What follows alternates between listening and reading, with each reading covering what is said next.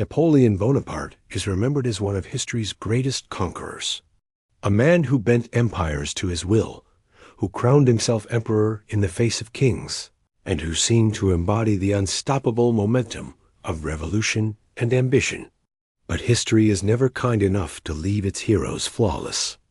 Behind the legend of the brilliant general and the ruthless emperor lies a collection of strange, ironic, and sometimes humiliating truths. These are the hidden secrets of Napoleon that most people never hear in school. The contradictions that make his story not only greater, but also far more human. The first secret begins not on a battlefield, but in a field after a treaty. In 1807, after defeating the mighty powers of Prussia and Russia, Napoleon signed the Treaty of Tilsit. He was at the peak of his glory, a master of Europe.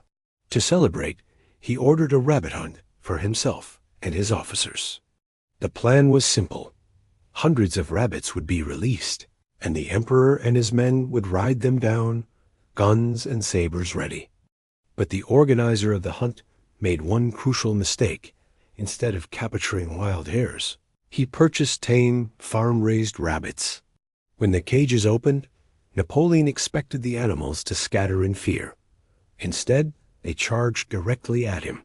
They had been raised by humans, and they assumed the approaching men carried food. Hundreds of rabbits swarmed the field, rushing toward the emperor, climbing over boots, leaping into carriages. Napoleon, the man who had crushed armies, suddenly found himself fleeing from a tide of hungry animals. The story has been told in whispers ever since, sometimes exaggerated, sometimes dismissed. But the irony lingers. The conqueror of nations, the terror of Europe, undone not by bullets or bayonets, but by rabbits who thought he was lunch. History is cruel in its humor, and perhaps that is why this story has never faded. The second secret concerns Napoleon's height, a detail that has become legend. In the English imagination, Napoleon was forever the little corporal, mocked as a tiny man with a huge ego. The phrase Napoleon complex survives today, shorthand for men of short stature overcompensating with ambition. But the truth is very different. Napoleon stood around 5'6" or 5'7", perfectly average for Frenchmen of his time. The myth of his shortness came from a confusion between French and British measurements, and from the relentless British propaganda machine. Cartoons depicted him as a dwarf strutting before giant soldiers, and the image stuck. The emperor himself knew the power of perception, and he despised the caricatures that reduced him to a joke. Yet history shows us the paradox. A man large enough to dominate Europe, yet remembered as small because his enemies made him so. It is a reminder that reputation can be more enduring than fact, and that even emperors cannot control the stories told about them. The third secret hides in plain sight, visible in nearly every portrait of Napoleon. Look closely at the paintings, and you will notice a peculiar gesture. One hand tucked into his jacket, pressed against his chest. For centuries, artists, historians, and even comedians have debated this strange pose. Some said it was simply fashionable in the 18th century, a way for gentlemen to appear composed and dignified. Others believed it reflected modesty, as if Napoleon wished to appear calm, even in triumph. But whispers from those who knew him suggested something less flattering. Napoleon suffered from recurring stomach ulcers and chronic pain. The gesture, far from a mere affectation, may have been a way to ease discomfort or hide the effects of his illness. In this light, the famous pose becomes less a symbol of command and more a quiet reminder of weakness.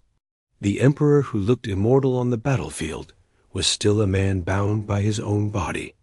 History often immortalizes strength and conceals frailty, yet in this simple gesture, frailty may have been hiding in plain sight. The fourth secret reveals not weakness, but a relentless drive that bordered on the unnatural. Napoleon worked at a pace few men could endure. He often slept only 3 or 4 hours a night, rising before dawn to dictate orders, write letters, and review reports. On campaign, he would ride for hours, stop only briefly to rest, and plunge back into strategy. Officers described him napping in his carriage for mere minutes, and awakening with a flood of instructions. His energy seemed endless, his concentration unbroken. Yet there is a darker side to this legend. Lack of sleep distorts judgment, strains the mind, and wears down the body. Some biographers suggest that Napoleon's later mistakes, his disastrous invasion of Russia, his refusal to accept peace until too late, may have been worsened by exhaustion and overconfidence. In his youth, his sleepless nights made him unstoppable. In his decline, they may have hastened his fall. It is one of history's cruel ironies. The same obsession that built his empire may have also destroyed it. The fifth secret is one of the strangest, and one that few would dare whisper about a man of such power. Napoleon was said to be terrified of cats. Accounts vary, but several contemporaries remarked that he would recoil at the sight of a cat in a room, and that he avoided them with an unease entirely unlike the calm he displayed before cannon fire. Imagine the paradox: an emperor who could stand unmoved as bullets tore through soldiers around him, yet whose composure might falter when confronted with a creature that weighed no more than a loaf of bread. Was it superstition? A childhood trauma? Or simply another piece of propaganda invented to diminish him? We may never know for certain. But the idea endures, because it strips away the mask of invincibility. A conqueror of men, undone by the gaze of a cat, is the kind of irony history refuses to forget. The sixth secret is more mundane, but no less telling. Napoleon's handwriting was atrocious. Letters from the emperor survive, and they are nearly illegible, scrawled in a hurried, jagged script that even his closest aides struggled to decipher. One minister complained that he spent more time interpreting Napoleon's writing than following his orders. For a man obsessed with clarity and control, it is a striking weakness. His words, the very tools of his command, were sometimes lost in the chaos of his pen. And yet, in another sense, it is perfectly fitting.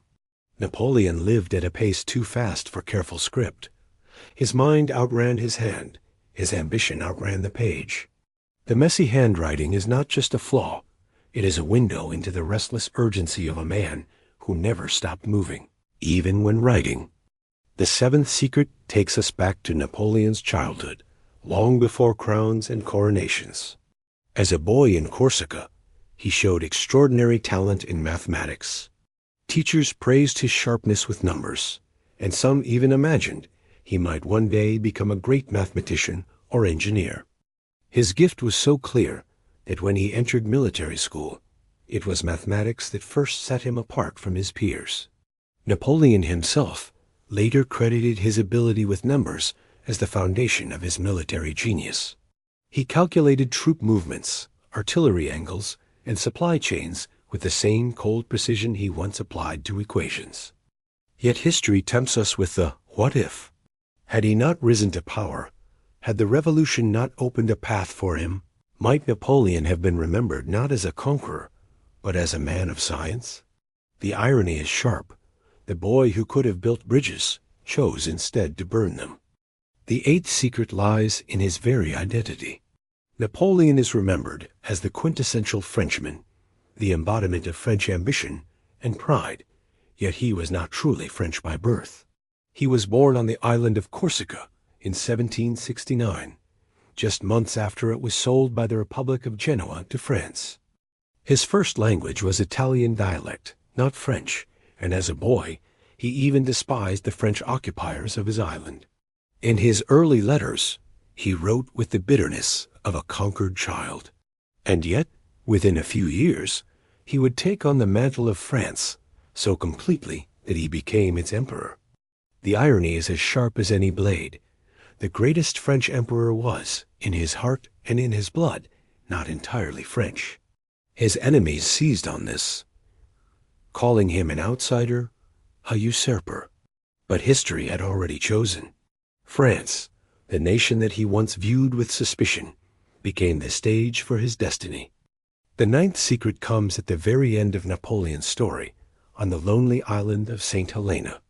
Officially, the emperor died in 1821 of stomach cancer, the same disease that had claimed his father. The British, who kept him under watchful guard, reported his decline in detail, the weight loss, the vomiting, the agony of his final days. But decades later, when strands of Napoleon's hair were tested, they revealed high levels of arsenic. Was he poisoned slowly, day by day, by enemies who feared even his shadow? Or was the arsenic simply the result of medicines and wallpaper dyes common at the time? The truth remains uncertain, caught between science and suspicion. Yet the mystery itself is revealing. Napoleon, who once dictated the fate of nations, could not control the manner of his own death. He left the world as he had entered it, surrounded by questions, contradictions, and the whispers of conspiracy. The 10th and final secret is deceptively simple.